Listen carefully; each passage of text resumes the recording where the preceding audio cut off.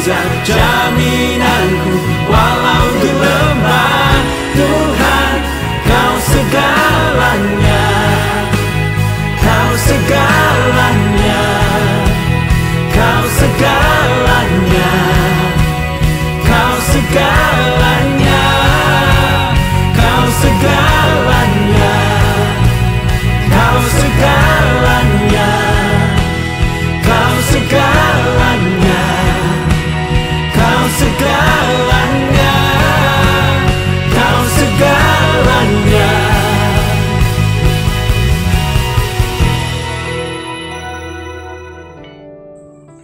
Salam saudara-saudara yang saya kasihi di dalam nama Tuhan Yesus.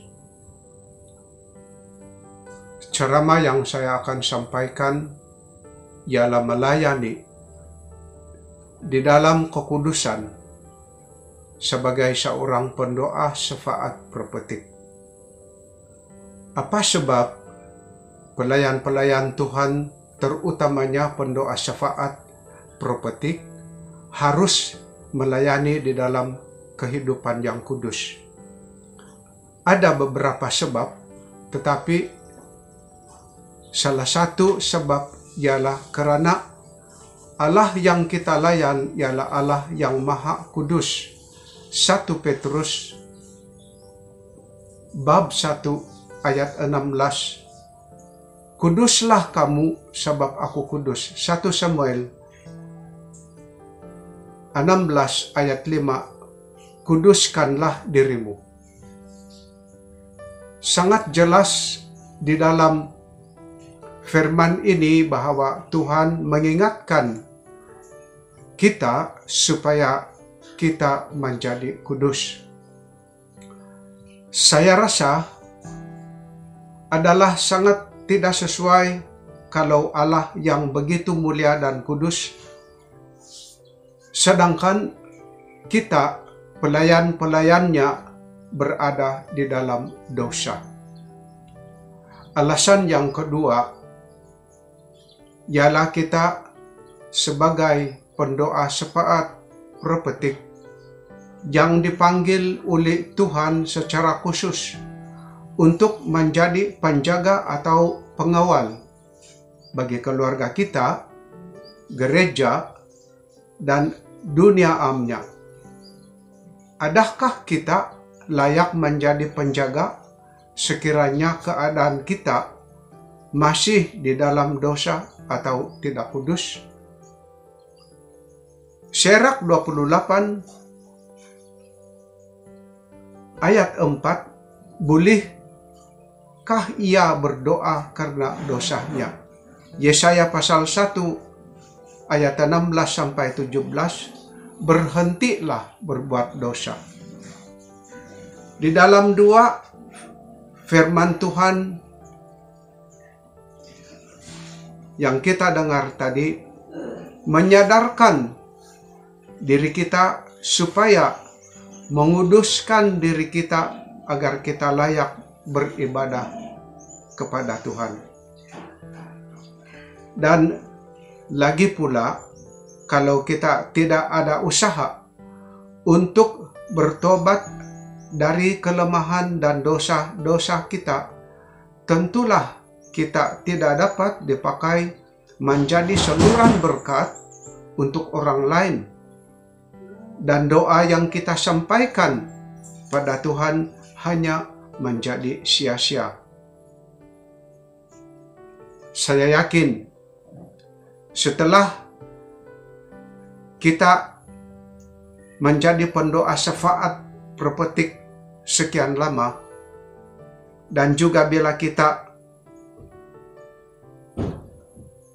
mengalami sentuhan kasih Yesus, terutama bila kita merenung tentang pengorbanan Tuhan Yesus di atas kayu salib, maka itulah sebab kenapa kita berusaha untuk menjadikan hidup kita ini kudus, karena kita tidak mau usaha Tuhan Yesus yang menebus dosa kita sampai dia menggadaikan nyawanya sehingga titisan darahnya yang terakhir di atas kayu salib hanya menjadi sia-sia. Saudara-saudara yang saya kasihi,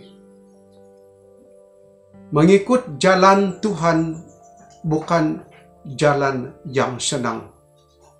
Memang penuh dengan cobaan dan cabaran. Maka kalau kita ingin mengikuti Yesus, bersedialah untuk mengikuti jalan yang sesat. Matius pasal 7 ayat 13. Sementara kita berjalan di jalan yang sempit pada masa yang sama, kita terpaksa memikul salib. Matius 16 ayat 24.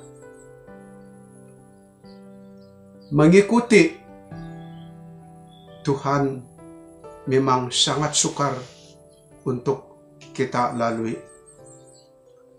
Yesus tidak pernah berjanji bahwa mengikuti jalannya tidak ada masalah.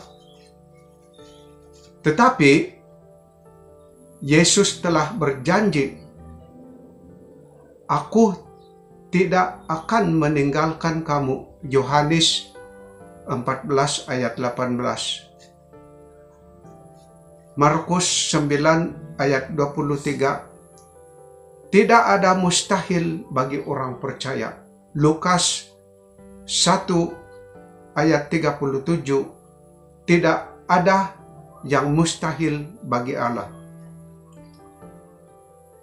Saudara-saudara yang dikasihi Tuhan, secara jujur mengikuti Tuhan memang satu perkara yang bukan senang.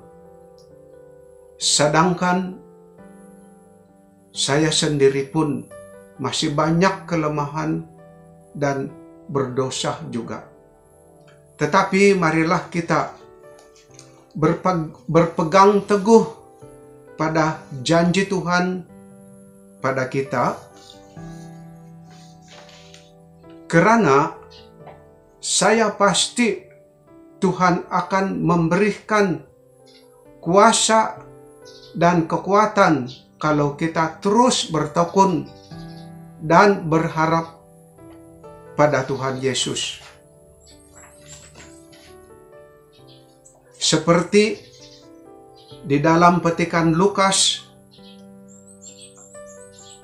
10 ayat 19, Yesus memberi kuasa kepada murid-muridnya.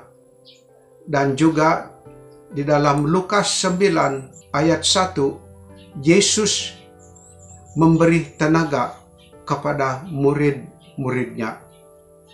Untuk itu, marilah kita terus berjuang sehingga kegerisan akhir.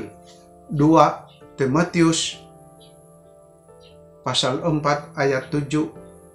Dan juga seperti yang dikatakan oleh Rasul Paulus pada umat di Ibrani pasal 12 ayat 14. Kejarlah kekudusan, sebab tanpa kekudusan tidak seorang pun melihat Tuhan.